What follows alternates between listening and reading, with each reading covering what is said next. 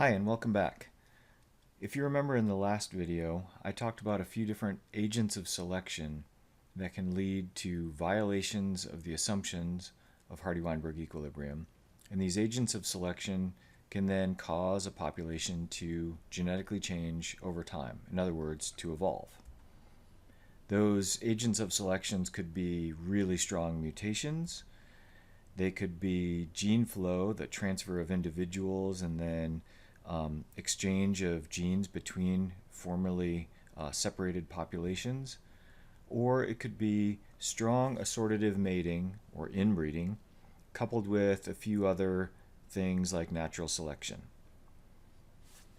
And what I asked you to do was to keep a table like this running and try to say if there's no mutation, what happens in the violation of that assumption? Well, the violation, of course, is going to be mutation.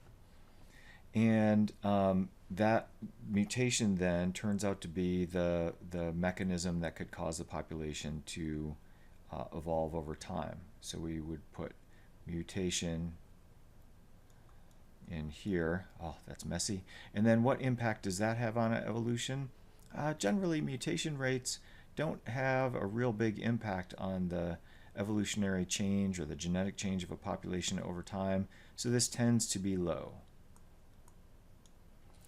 So I've asked you to sort of keep this list as we've gone through things, and what we've done so far is we've covered mutation, or the assumption of no mutation, we've covered the assumption of no migration, and we've covered the assumption of random mating. But what we're going to do today is we're going to cover this assumption of the infinitely large population.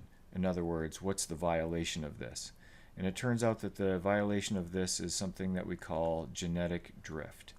And that is the focus of today's video. So genetic drift is a really weird concept.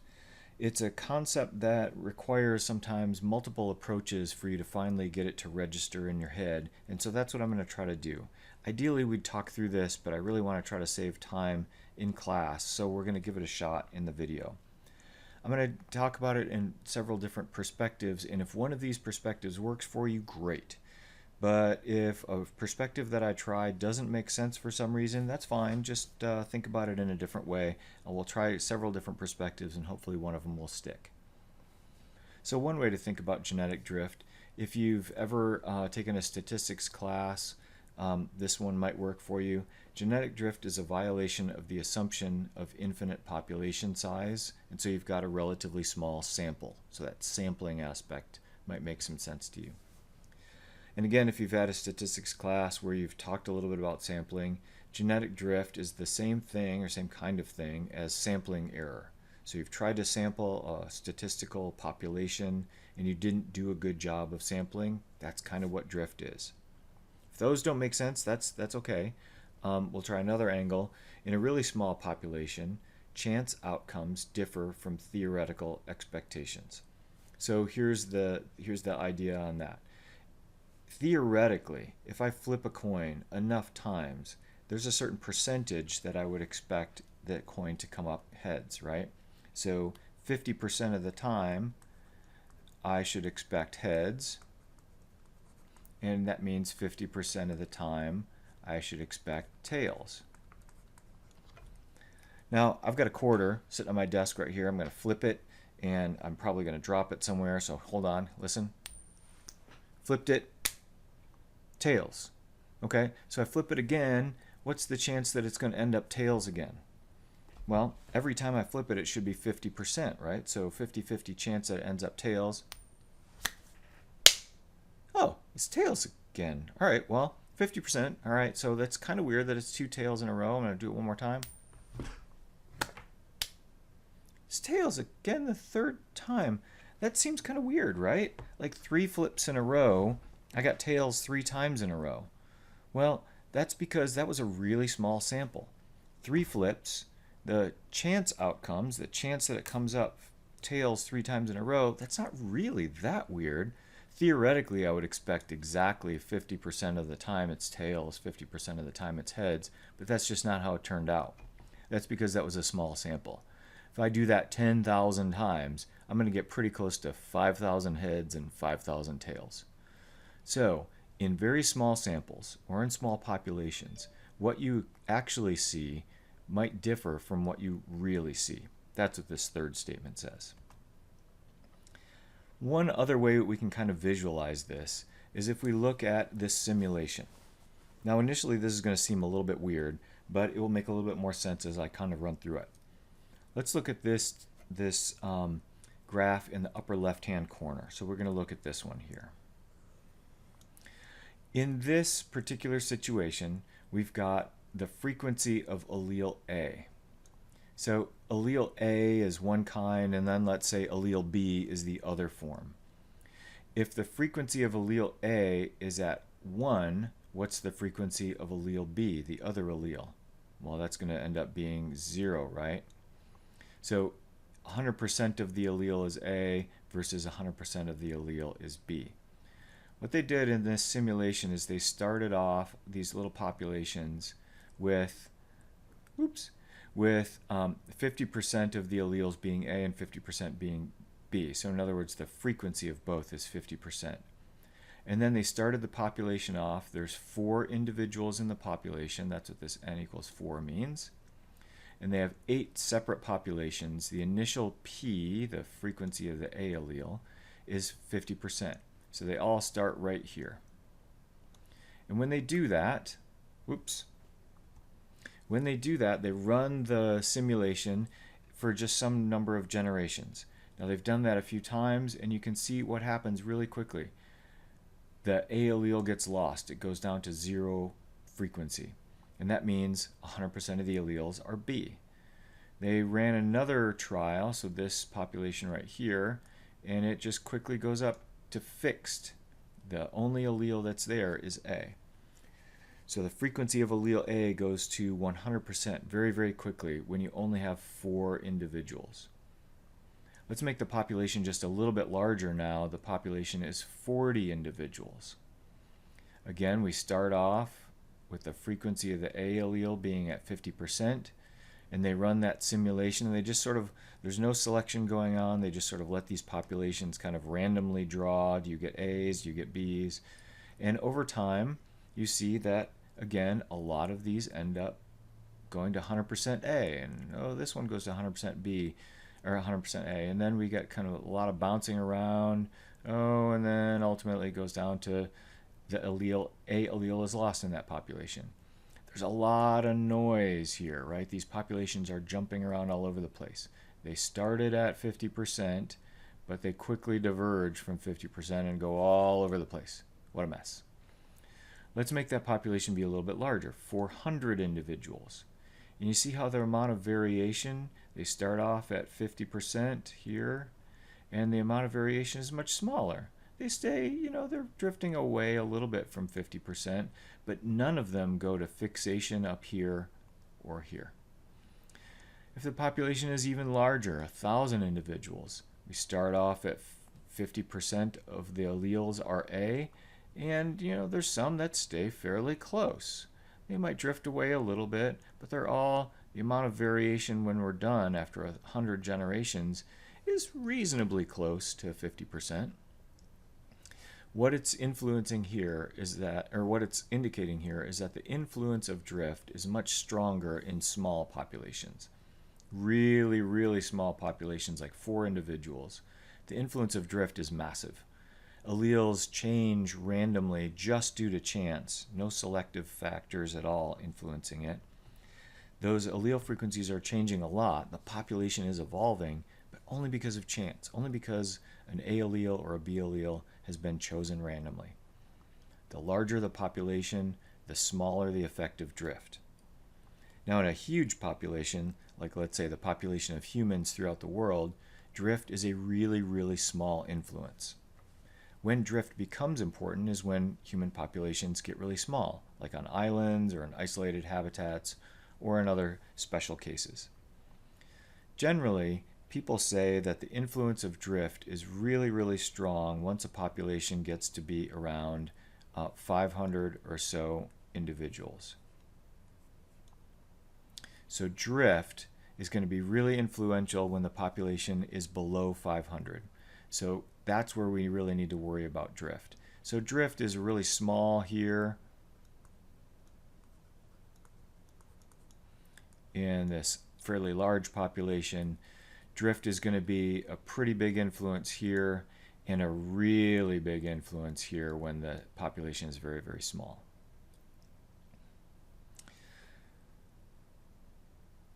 So genetic drift is a violation of the assumption of the infinite population size. It's equivalent to some kind of statistical sampling error, and we see that in small populations, chance outcomes are very different from theoretically what we expect.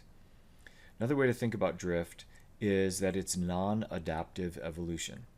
Remember that I said there are 5 ways that a population can evolve, in other words, change genetically? We've gone through 3 of those before this video. Drift is the 4th way. But it's non-adaptive. It's evolution by just random chance alone. So I want you to remember that. Evolution can happen due to random factors. Those random factors largely are due to genetic drift. So for that reason, sometimes people refer to drift as neutral evolution or even random evolution. Now, drift is sort of an outcome. Drift is a thing that happens to a population. But there's 2 ways that drift can happen. So these are 2 mechanisms. One of them is known as the bottleneck effect, and one of them is known as the founder effect. And so what I'm going to do is I'm going to give you some definitions of what these things are, some simple sort of cartoons for how they work, and then I'm going to give you some biological examples. So here's the kind of cartoon version. Imagine that we've got this bottle, which is very large, and it's up here, and it contains all of these frogs, but there's a constriction that allows only some of them to pass through. In a bottleneck effect, a bunch of individuals die and do not get to pass on their genes, and some portion of the original population up here randomly makes it through the bottleneck and then founds the next generation, which is down here. And if by random chance the kinds of frogs that made it through this bottleneck are only the darker green ones or the kind of emerald green ones, then what's that population going to look like in the next generation? It's only going to be comprised of the individuals that made it through the bottleneck.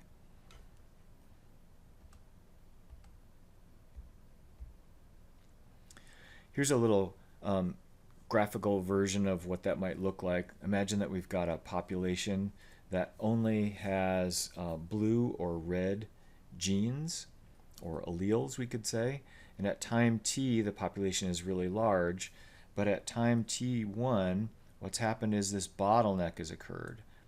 Everybody except for this small subset of the population, everybody else has died. And so when this population grows back up again after going through that bottleneck, the population here is going to look very different than the population here. And that's because everybody at time t2 is a descendant of whoever made it through that bottleneck. So you can see that the red alleles, or the red genes, get passed on at a higher rate here than they were in this original population. The blue allele is relatively rare in this bottleneck proportion population, and so in the future it's relatively rare again because very few made it through this bottleneck. So this population at T2 genetically looks very different than this population at time period 0. So that is an example of a bottleneck. Now in a bottleneck, the key feature is that everybody besides the population that goes through the bottleneck, everybody besides this population dies. They are no longer around, and so their genes get lost. Here's a biological example of the bottleneck effect. Now, the United States, North America, has a population of bison, and those are American bison, but Europe has a population of bison too, a species called the European bison, or Bison bonasus. Europeans did a much better job of killing off most of their bison. At one period of time, there were only 12 individual bison. So there used to be a very large population. It got killed off except for 12 individuals. That population has now regrown, and so now there are about 3,000 individuals of European bison in the world. But at one time, only 12 existed. So all of the genes that were in this original large population spread throughout Europe, all of them got lost except for those genes that were carried in those 12 individuals.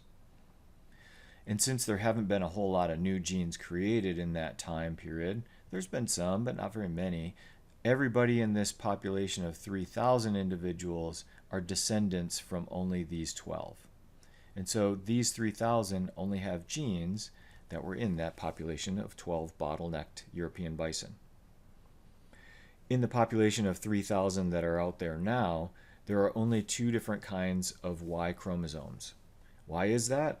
Because only 2 males with their Y chromosomes survived through this bottleneck.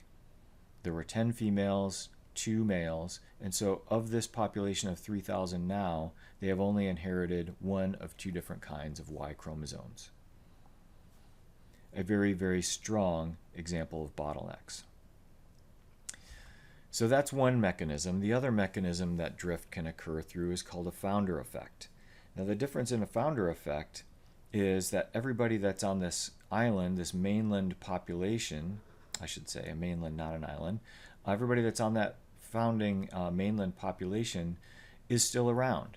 But what happens is a small batch of individuals founds this isolated island, and then maybe another small batch gets stuck on this other island, or maybe a third very small genetically reduced batch gets stuck on this third island.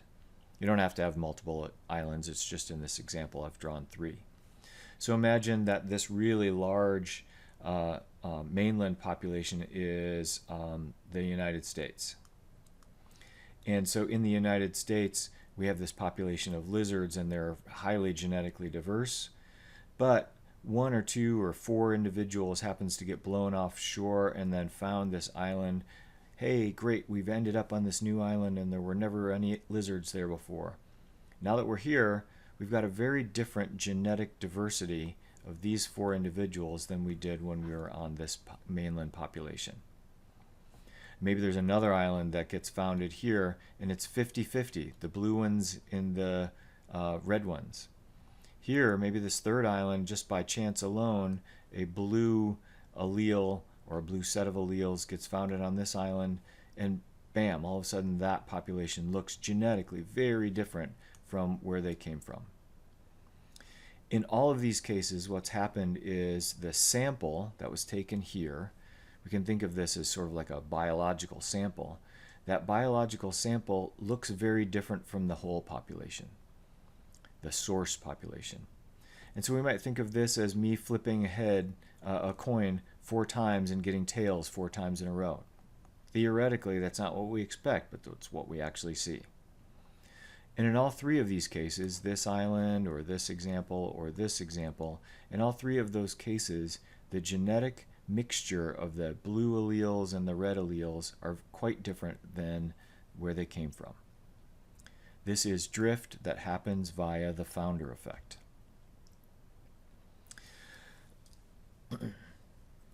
And in the founder effect, let's imagine, to kind of continue this example a little bit more, let's imagine that the founding population, the mainland population, starts out here, and over time, the ratio of the blue alleles and the red alleles is pretty much the same. But if we were to take some individuals from this original mainland population and just bud off a small group of them, you see the proportions are slightly different than they were in the original. There's a lot more, relatively, of these little blue guys. And so in the subsequent population, subsequent generation, the blue allele is much more common than on the mainland. Here's a biological example, kind of cartoonish, but it might help. Imagine that we have a bird that flies from this one population over here that is highly genetically diverse, a lot of different kinds of phenotypes, coded by a lot of different kinds of color genes.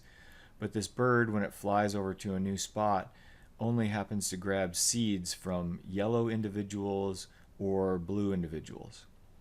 And when it does that, and if it drops those seeds or those seeds fall off of the bird's feathers and it founds a new population, that new population is going to look very different, phenotypically and genotypically, because it was founded by a small subset, only blues and yellows from this original population.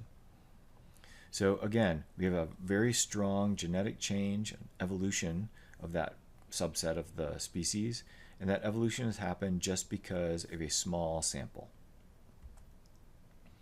There's a human example of this that a lot of people find interesting. It's called the Pingalopees example. So if we were to look at a map of the southern hemisphere, we would see Australia, New Guinea, and then this region is made up of a whole bunch of little archipelagos or island chains. And if we expand this region right here, Micronesia, and look very closely at it, you can see here's New Guinea again, so that's kind of this part of this map right here. If we look at that a little more closely, there's a whole bunch of these islands up here, and one of these islands is the island known as Pingalap. Up until about the 1700s, Pingalap was unoccupied by people, but there was a ship that was sailing from Australia that got blown off course, and there was a shipwreck that happened on the island of Pingalap, and about 20 or so individuals survived that shipwreck. Now this is the 1700s, so these individuals, they're lost. They are stuck there, and they founded a population of humans where there was no humans before. So now the island of Pingalap is occupied by 20 or so people. Those 20 or so people can't be saved. They are stuck there. They learn to make houses there. They learn to forage for food, etc. Several generations later, the population has recovered to several hundreds of individuals. But what's happened on the island of Pingalap is that there are people that have a particular form of color blindness. Now, the color blindness form is known as cerebral bilateral achromatopsia. You don't need to remember that. That's just really, really colorblind. It's not that they can't see the difference between reds and greens. It's they see the world in black and white. This is how you and I might see it. Here's how a person from Pingalap with severe cerebral bilateral achromatopsia might see the world. Very, very different. Now, on the rest of the world, the alleles for this are incredibly rare. 1 out of maybe 20,000 people have this. On the island of Pingalap, it's 1 out of 20 people. How is this so common on the island of Pingalap? Well, when those 20 people were shipwrecked on the island, one person must have been carrying that allele. And when they were carrying that allele, they passed it on randomly to their children. Their children and the descendants of their children ended up mating with relatives because it's a small island. There's not very many people. You remember the effect of inbreeding. I said that it typically operates in conjunction with other factors. Here's a case where inbreeding is interacting with drift to produce a much more common variant of this phenotype, which is complete colorblindness. That happened because of the founder effect. Remember all the people that were in Australia and throughout the rest of the world, they're still around, so it's not a bottleneck, but it's a founder effect. And now the people from Pingalap can interbreed with other people, and so those alleles are tending to get diluted again. So what are the genetic consequences of genetic drift? Usually, one or many of the following things happen.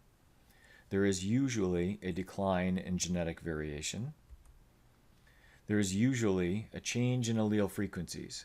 Either rare alleles become much more common, as we saw in some of those examples, or rare alleles get completely lost, and therefore other alleles tend to get fixed, as we saw in the simulation. Usually another thing that happens is homozygous recessives become more common. For example, the island of Pingalap, where the recessive trait of severe colorblindness is much, much, much more common in the descendants of those people. So drift can have a very strong impact on the evolution of a population, but it does so only when populations are very, very small. typically less than about 500 individuals.